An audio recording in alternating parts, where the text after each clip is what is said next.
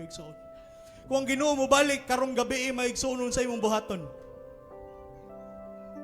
Kung Ginoo mo balik ugma unsa imong buhaton, magpabilin ba ka sa kung kinsa ka karon o sunod ka sa Ginoo igsoon.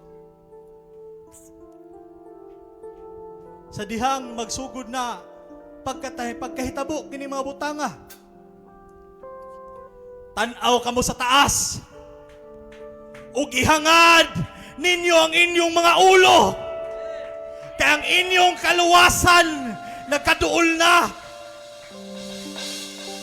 Sa panahon igsoon nga aduna kay problema o pagsuway, wala tay laing paglaom ang ginuora. Busa sa panahon sa pagsuway, ayaw glingia ang wala, ayaw gilingia ang tuo. Hangad sa langit kay tuwa dito ang imong kaluwasan.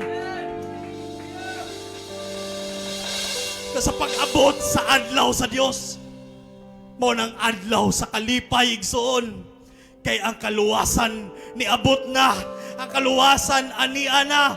Niingon si Pablo maigsoon, kung nadungog nimo ang pulong sa Ginoo karon ang adlaw sa kaluwasan, alang kanimo. Ang Ginoo nagtawag kanimo karon igsoon. Aduna man tay special event, aduna tay special nga pagbuhaton.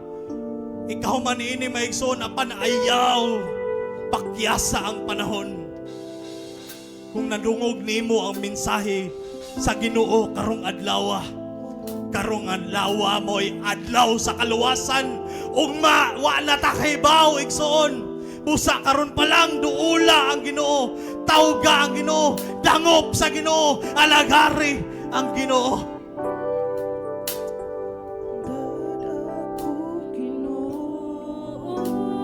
Karong adlaw, mong adlaw sa kaluwasan. Busa nagdasig ang Ginoo maigsoon, nagtawag kanimo karon.